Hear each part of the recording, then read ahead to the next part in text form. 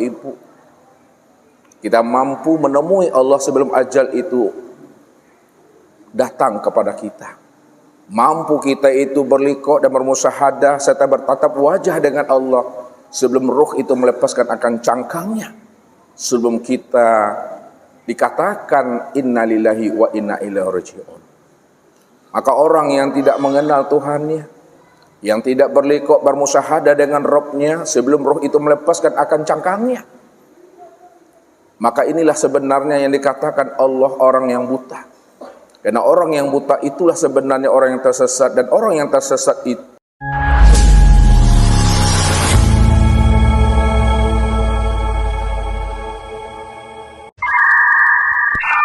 Assalamualaikum warahmatullahi wabarakatuh.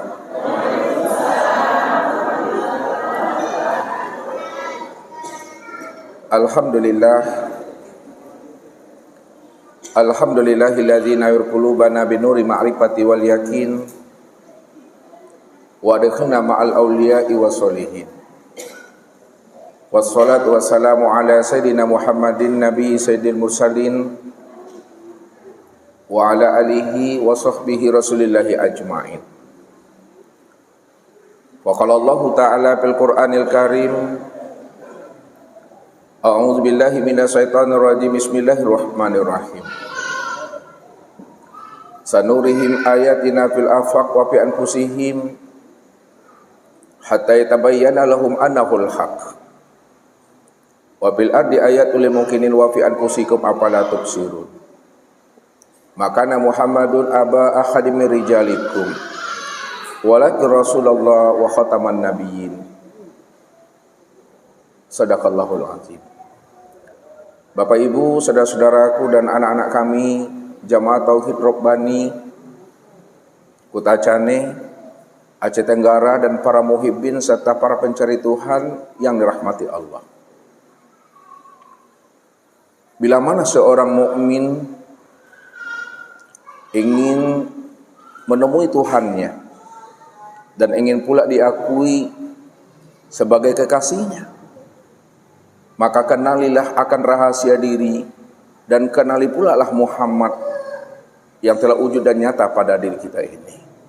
Karena jalan untuk menemui Allah dan jalan untuk memahami siapa yang sebenarnya yang dikatakan sebagai kekasih Allah, itu tiada lain adalah Muhammad yang telah wujud menjadi rahasia diri kita ini.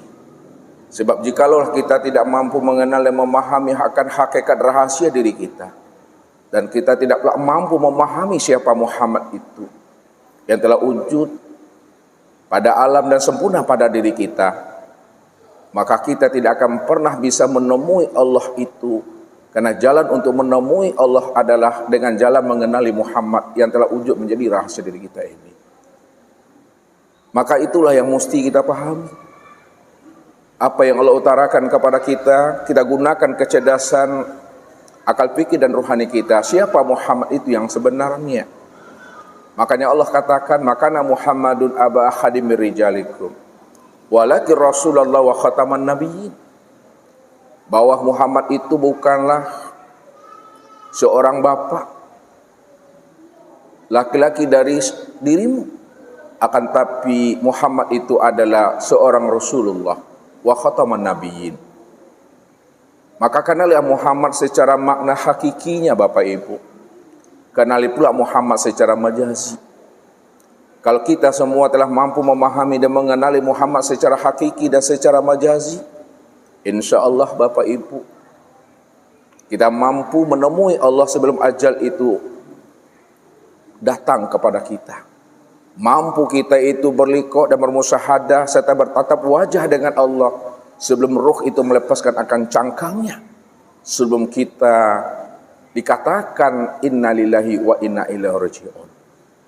Maka orang yang tidak mengenal Tuhannya, yang tidak berliqa bermusyahadah dengan Rabb-nya sebelum ruh itu melepaskan akan cangkangnya, maka inilah sebenarnya yang dikatakan Allah orang yang buta. Karena orang yang buta itulah sebenarnya orang yang tersesat, dan orang yang tersesat itu tempatnya adalah neraka.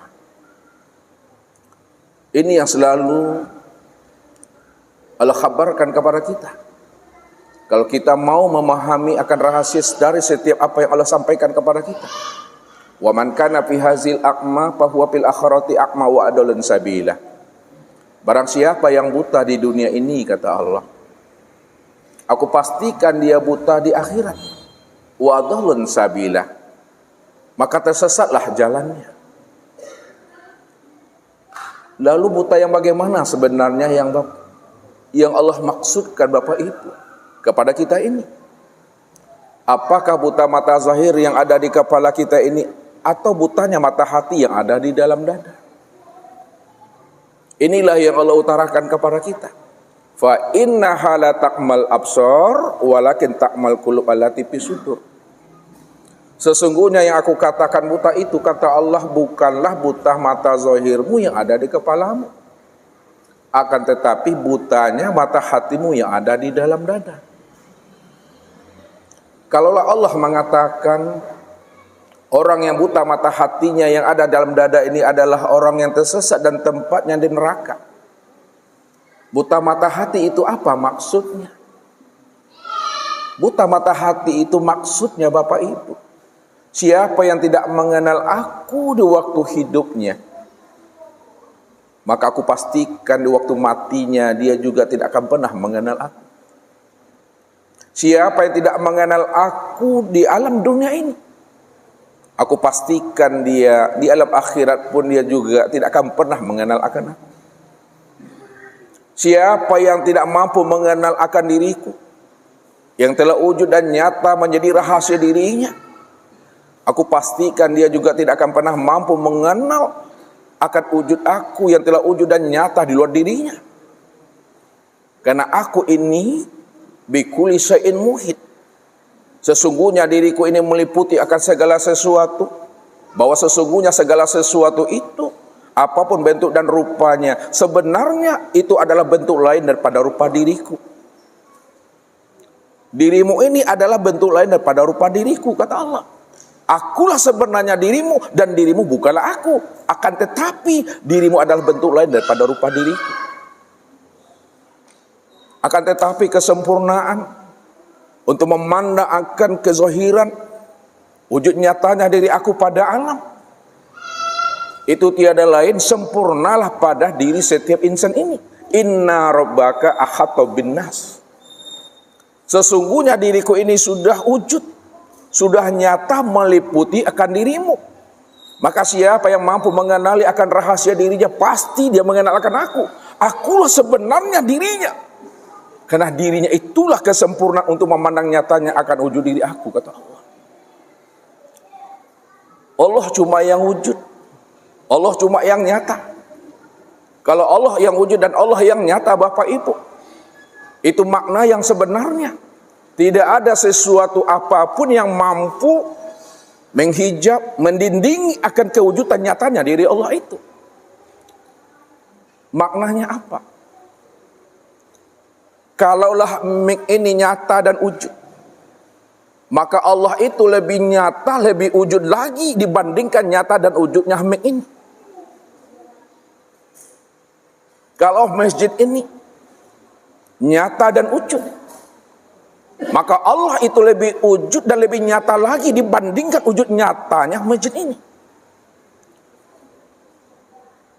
Kalau aku yang wujud semata-mata, kata Allah, dan tidak ada sesuatu apapun yang menyertai akan diriku, karena Allah lam yakun syai'an ma'ahu.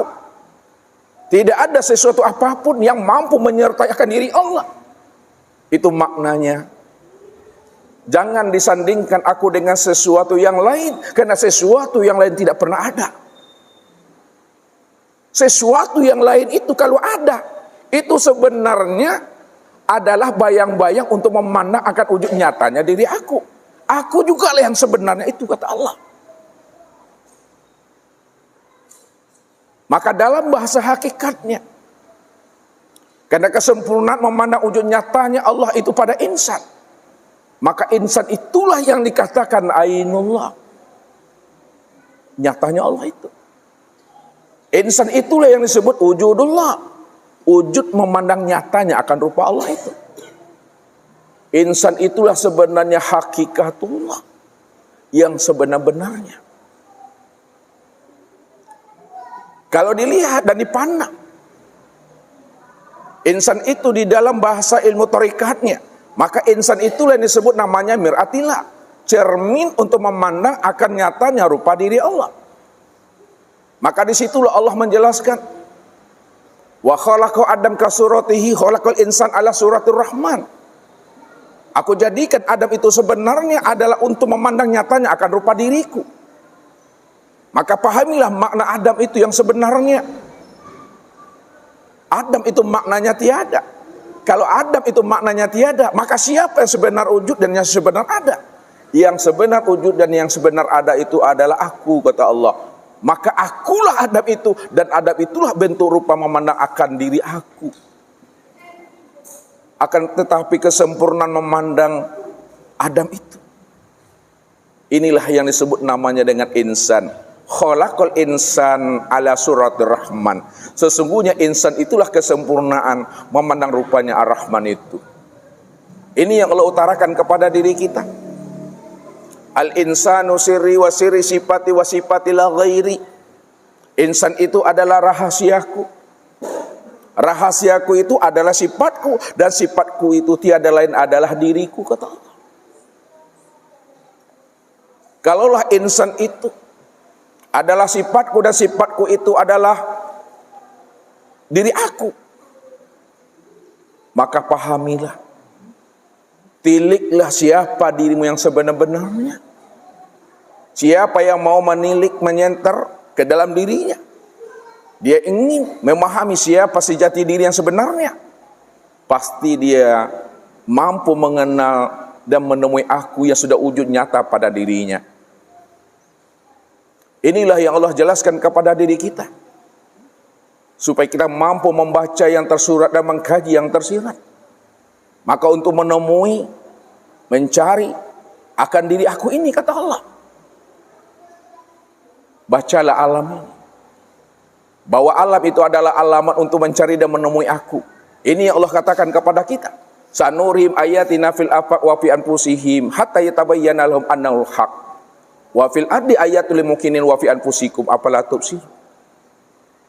Kami telah memperlihatkan wujud nyatanya diri kami pada sekalian alam ini, dan kami telah mewujudkan nyatanya diri kami pada dirimu, kata Allah, hatta yatabayyana lahum annahu haq, sehingga kamu benar-benar memandang wujud nyatanya aku itu pada dirimu. Akulah wujud yang maha nyata dari segala yang ada ini.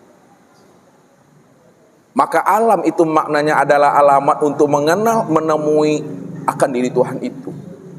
Maka inilah pesannya Rasul kepada kita. Sebelum habisnya usia umur kita meninggalkan alam dunia, dan ruh itu sebelum meninggalkan akan cangkangnya.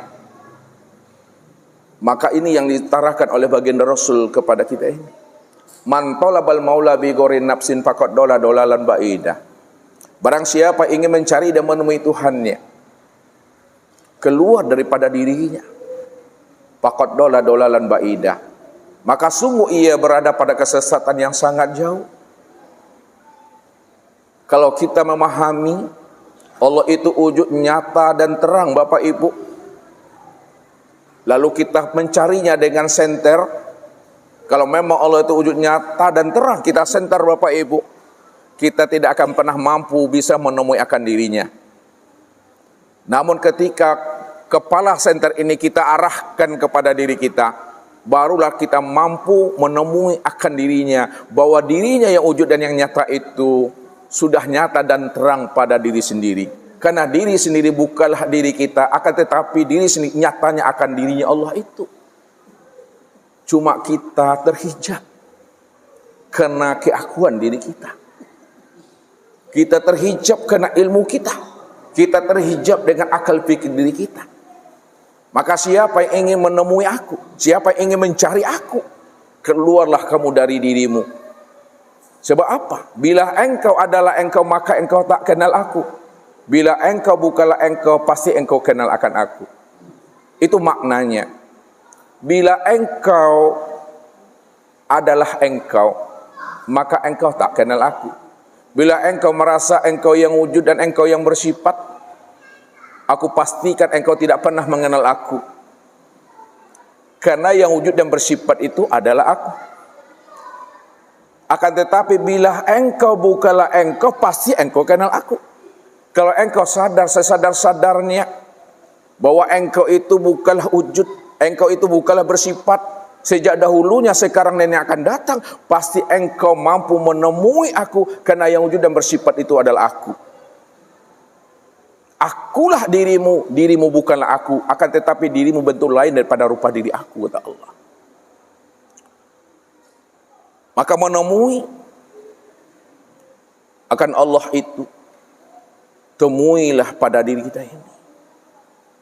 Maka disinilah kita mesti mampu memahami siapa diri kita ini yang sebenar-benarnya. Kalau kita sudah mampu menemui, memahami akan rahasia diri kita yang sebenar-benarnya, rupanya Allah itu tiada lain adalah diri kita sendiri, Bapak Ibu. Maknanya, diri kita sendiri inilah sebenarnya wujud nyatanya diri Allah itu. Tapi ingat, walaupun Ustadz mengatakan diri kita ini wujud nyatanya diri Allah, tapi diri kita ini bukanlah kenyataan wujud diri kita. Akan tetapi diri kita ini kenyataan wujud nyatanya diri Allah. Sekiranya orang mengatakan kita ini orang, tapi orangnya kita bukanlah nyatanya akan wujud diri kita. Walaupun ada manusia mengatakan kita ini manusia, tapi manusianya kita bukanlah kenyataan wujud diri kita. Walaupun kita ini punya diri, tapi diri kita bukanlah kenyataan wujud diri kita. Kalau wujud diri kita bukanlah kenyataan wujud diri kita, lalu siapa diri kita ini? Siapa orang, siapa manusia? Orang, manusia dan diri kita ini tiada lain adalah Dia.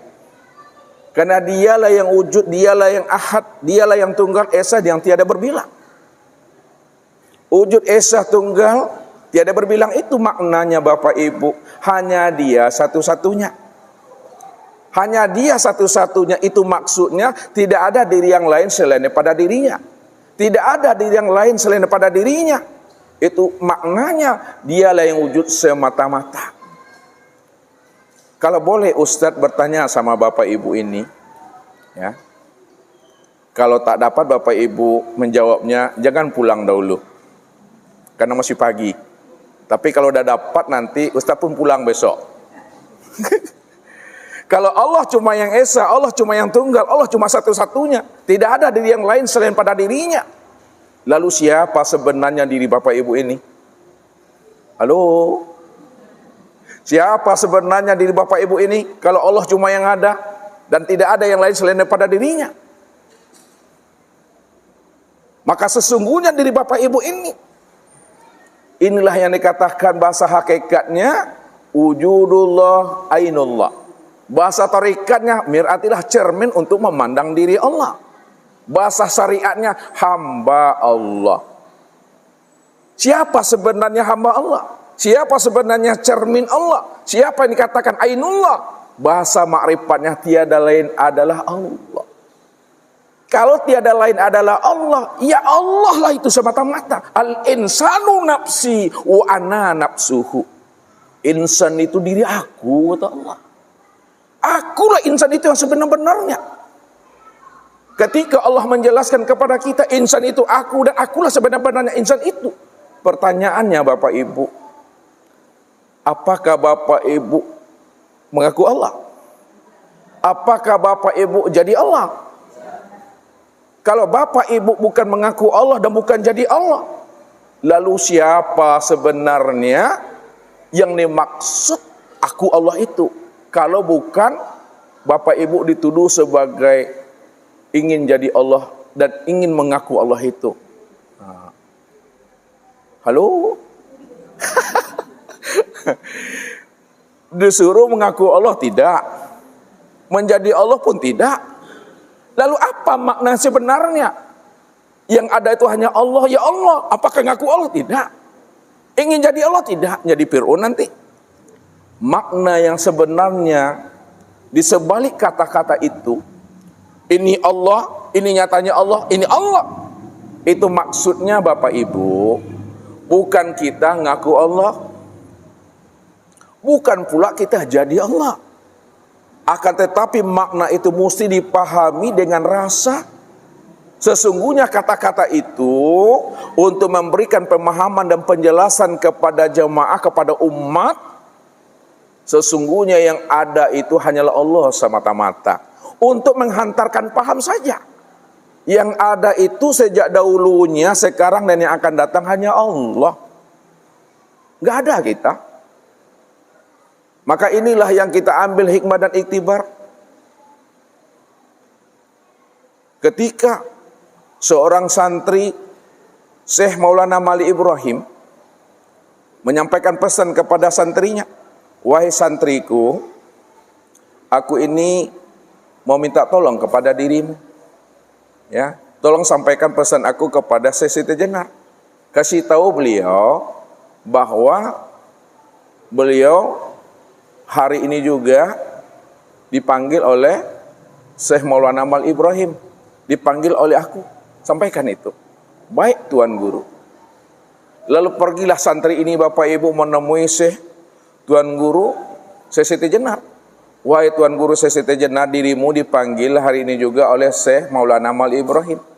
Apa jawaban beliau? Syekh Siti Jenar, Syekh Siti Jenar tidak ada, yang ada selema abang. Maka baliklah santri tadi Bapak Ibu. Pulang dia menemui gurunya. Wahai Tuan Guru Syekh Maulana Mali Ibrahim, aku dah sampaikan pesanmu kepada beliau, tapi beliau mengatakan Syekh Siti Jenar tidak ada guru, yang ada Syekh Lema Abang. Lalu apa kata gurunya? Kamu ulang lagi kembali, temui dia, kasih tahu. Wahai Syekh Lema Abang, engkau dipanggil oleh Syekh Maulana Mali Ibrahim hari ini juga. Sampaikan seperti itu. Baik Tuan Guru. Pergilah beliau lagi Bapak Ibu, encong-encong saya bayinya, lihat tahu encong-encong, mau dudu-dudu saya, bahasa kota Acehnya apa tuh, encong-encong tuh. Bapak Ibu tak paham ya, maka Ustaz pun tak ngerti juga lah tuh. Encong-encong dudu-dudu tuh, tegopo-gopo lah, tahu tegopo-gopo? Anda juga tahu panik laku tuh. Terburu-buru, encong-encong yang bahasa Ustaznya. Apa kata beliau? Wahai Tuan Guru Syekh Lema Abang, diri engkau dipanggil oleh Maulana Mali Ibrahim hari ini juga. Apa kata beliau? Wahai santri, Syekh Lema Abang tidak ada, yang ada hanya Allah. Tambah bingunglah santri tadi. Balik lagi menemui gurunya Bapak Ibu. Wahai Tuan Guru Syekh Maulana Mali Ibrahim, aku dah sampaikan pesanmu. Kata aku, wahai Syekh Lema Abang, dirimu dipanggil oleh Maulana Mali Ibrahim. Tapi jawaban beliau, Guru, Selema Abang tidak ada, yang ada hanya Allah. Makanya paning aku Guru. Apa kata gurunya? Sekarang kamu jumpai beliau kembali. Katakan kepada beliau, wahai Syekh Siti Jenar, wahai Selema Abang, wahai Allah, hari ini juga engkau dipanggil oleh Maulana Mali Ibrahim. Baik Tuan Guru. Pergilah beliau Bapak Ibu menemui kembali. Sampai di sana apa kata beliau? Wahai Tuan Guru Syekh Siti Jenar, Syekh Lema Abang, Allah, dirimu dipanggil oleh Maulana Mali Ibrahim. Maka barulah beliau bisa datang menemui Syekh Maulana Mali Ibrahim. Yang menjadi PR kita, yang menjadi persoalan kita Bapak Ibu, ketika Syekh Siti Jenar, Syekh Lema Abang mengatakan dirinya Allah kepada santri, apakah dia mengakui dirinya Allah atau mengakui dirinya telah jadi Allah?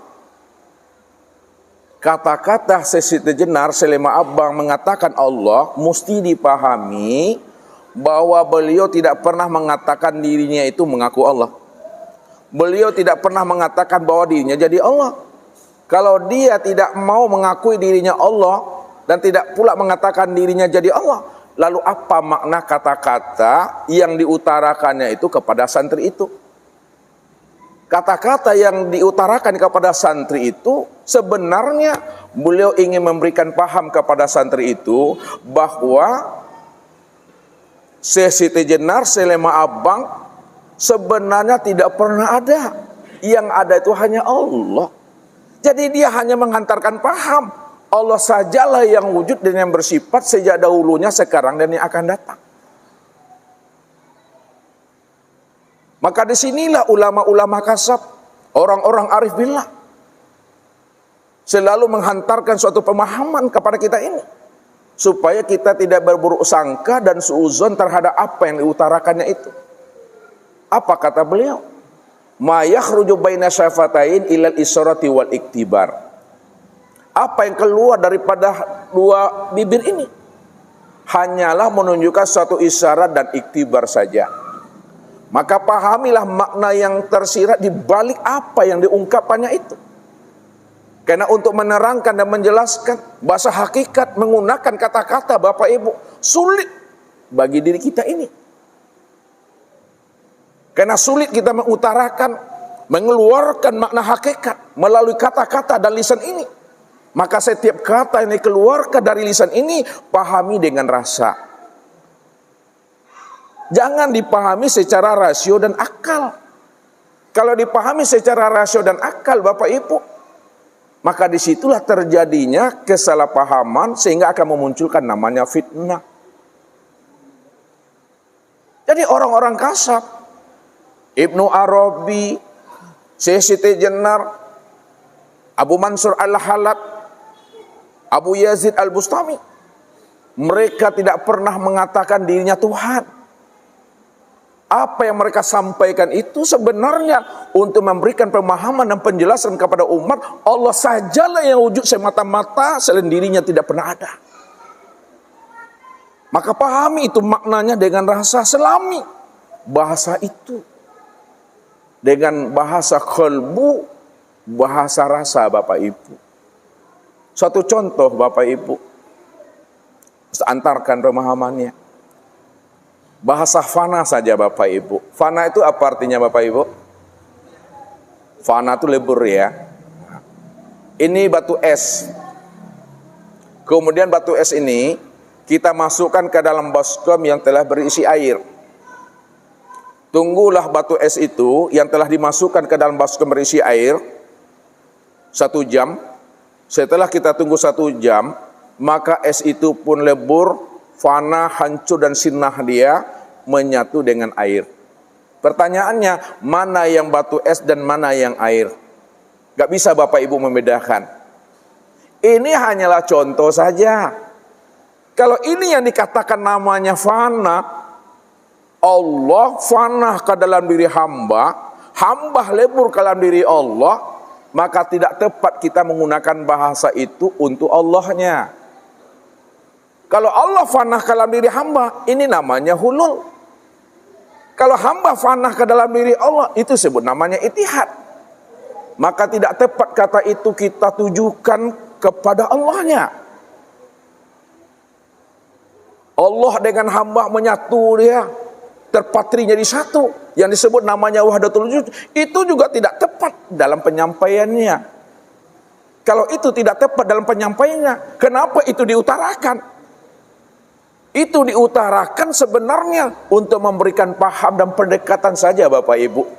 Ini yang Ustaz katakan tadi, menerangkan bahasa hakikat amat sangat sulit Bapak Ibu. Sulit bagi kita untuk mengeluarkannya. Maka dihantarkan dengan cara berkias. Ya. Kalau dihantarkan secara berkias, maka jangan dipahami secara rasio dan akal, pahami dengan rasa, pahami dengan bahasa kalbu. Karena ketika kita menghantarkan dengan kata-kata, Allah itu telah bersifat dia. Walaupun dia bersifat, namun hakikatnya tiada bersifat Bapak Ibu. Contoh Bapak Ibu, Ustaz mau hantarkan lagi sedikit pemahamannya. Bapak Ibu ingin menghantarkan pemahaman tentang Allah kepada suami atau istri, kepada anak atau menantu.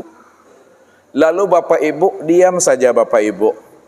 Diam saja. Pertanyaan Ustaz, ketika Bapak Ibu ingin menghantarkan pengenalan Allah kepada suami atau istri atau anak menantu, Bapak Ibu diam saja. Pertanyaannya, pahamkah anak menantu suami kita itu memahami tentang Allah yang kita maksud? Paham atau tidak? Tidak karena paham, karena kita diam saja. Lalu bagaimana supaya dia paham? Maka melalui kata-kata, melalui namanya suara. Ketika kita menghantarkannya melalui kata-kata, suara dan bahasa, maka ketika itu Allah telah bersifat Bapak Ibu. Walaupun Allah bersifat karena kita menerangkan dan menjelaskannya, hakikat sebenarnya dia tidak bersifat. Lalu bagaimana supaya dia tidak bersifat? Maka jangan disebut diam saja Bapak Ibu. Inilah kesempurnaan makrifat itu. Kesempurnaan makrifat itu, ini yang dikatakan oleh Rasul. Man arafallah fahuwallah. Wa man arafallah kala lisanahu. Siapa yang telah mengenal Allah, Allah cuma yang wujud, Allah cuma yang esa, tunggal, tiada berbilang. Dia cuma yang awal, akhir, zahir dan batin. Maka yang awal, akhir, zahir dan batin, yang wujud dan bersifat itu hanya dialah itu. Pada saat itu kata Rasul, kala lisanahu. Keluh lidahmu, keluh lisanmu. Keluh lisan itu maksudnya Bapak Ibu, tiada kata yang bisa dikatakan lagi. Inilah ini maksud. Diam di dalam paham, paham dalam kesadaran, sadar dalam keheningan, hening dalam kepatuhan, patuh dalam keimanan. Rupanya Allah itu nggak bisa diutarakan Bapak Ibu. Allah itu tidak bisa dijangkau dengan akal fikir yang membuat kita ini paning aku. Karena dia tidak bisa dijangkau oleh ilmu pengetahuan, tak bisa diuraikan dengan akal fikir, membuat kita ini paning aku. Disitulah dinamai dirinya dengan Allah. Maka Allah itu yang tidak bisa dijangkau oleh akal fikir kita Bapak Ibu. Disitu letaknya pemahamannya dinamai dengan Allah itu.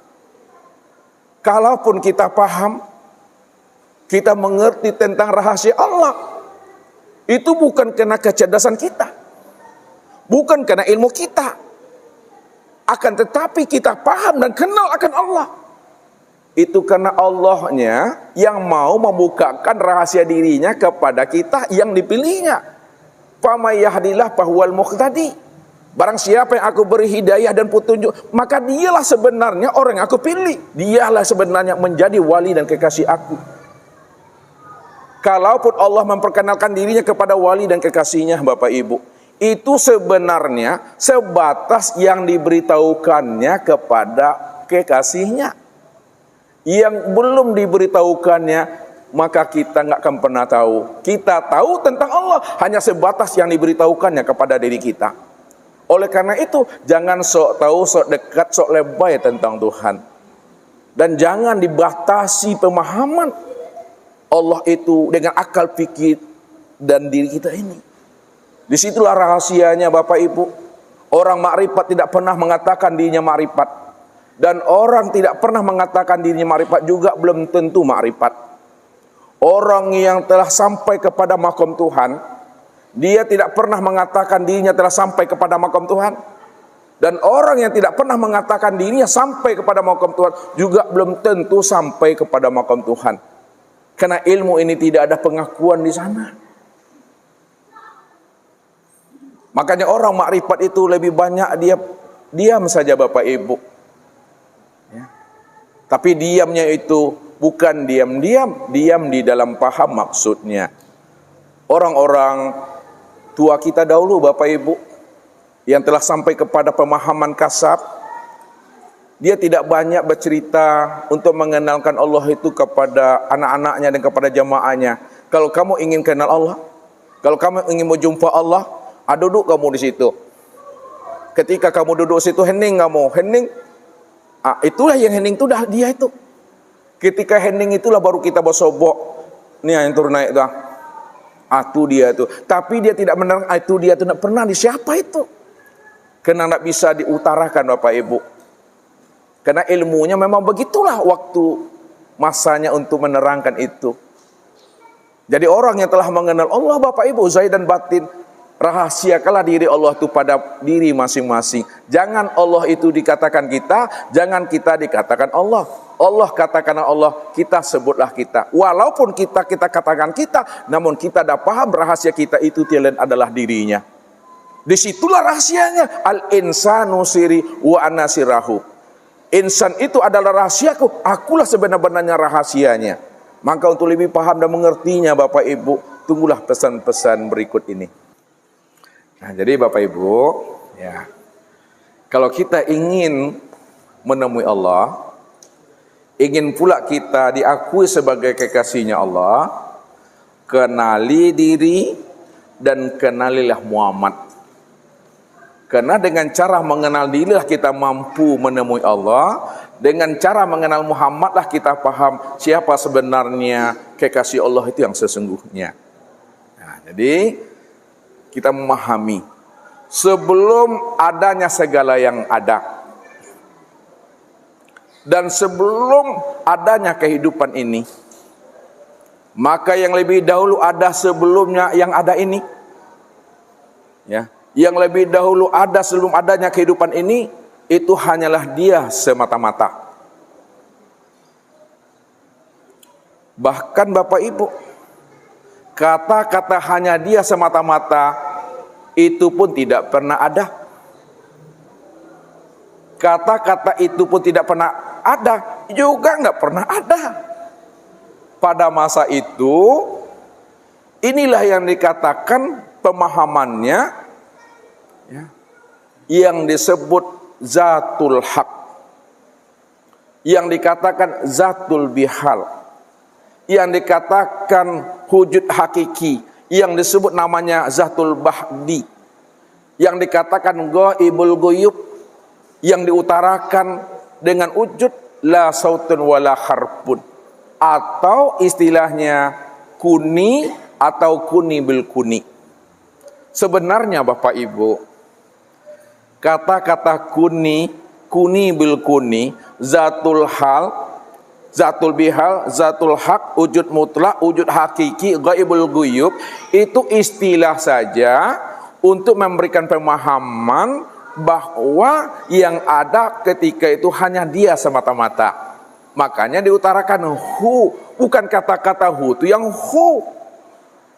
Bagaimana Bapak Ibu memahaminya Tuhan? Ustaz saja sulit bagi Ustaz menerangkannya.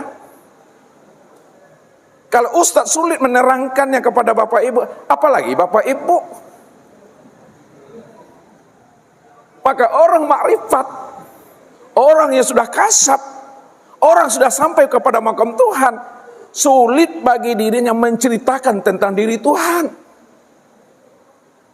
Apalagi orang tak mengenal Tuhan. Mengenal Tuhan hanya sebatas mengenal huruf, nama dan tulisan. Ini berbahaya. Makanya Allah katakan, amtakulu alallah ma la ta'lamun.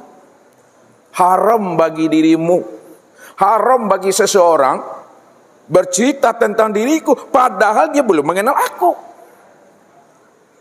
Dia belum bertatap wajah dengan aku. Sebab orang yang bertatap wajah dengan aku ketika itu dirinya mati. Ketika itu dirinya fana. Ketika kita mati dan fana, inilah yang membuat orang tua kita tuh gampang pula dia melihat anak-anaknya. Kamu masih kecil, jangan lagi belajar ilmu ma'rifat, ilmu ketuhanan, nanti cepat mati kamu nanti. Belajar ilmu ma'rifat, ilmu tauhid, cepat matinya. Benar atau salah tuh Bapak Ibu? Salah atau benar tuh? Benar itu. Cuma orang tua yang tak paham, takut anaknya mati. Padahal yang dimaksudkan itu bukan mati secara makna hakiki. Bukan mati berpisahnya ruh dengan jasad ini. Tapi yang dimaksudkan itu adalah mati akan keakuan dirinya, yang merasa dirinya wujud dan yang bersifat itu sebenarnya.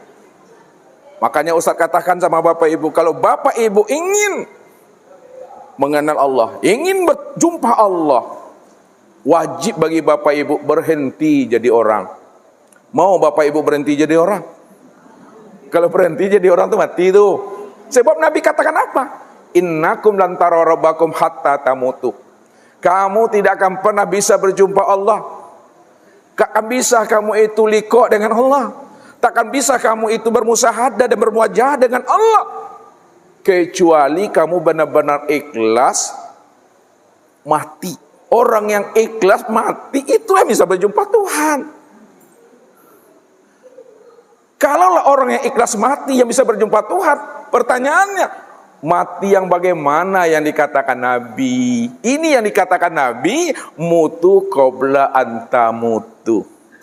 Matikan dirimu sebelum ajalmu datang. Matikan dirimu sebelum habisnya usia umurmu. Matikan dirimu sebelum datangnya Israel.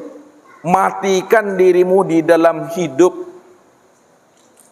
Matikan diri di dalam hidup sebelum ajal datang, sebelum ruh itu melepaskan cangkangnya. Itu maksudnya, matikalah kesadaran dirimu yang merasa dirimu wujud dan bersifat itu. Barulah kamu menemui, berjumpa dengan akan diriku, kata Allah.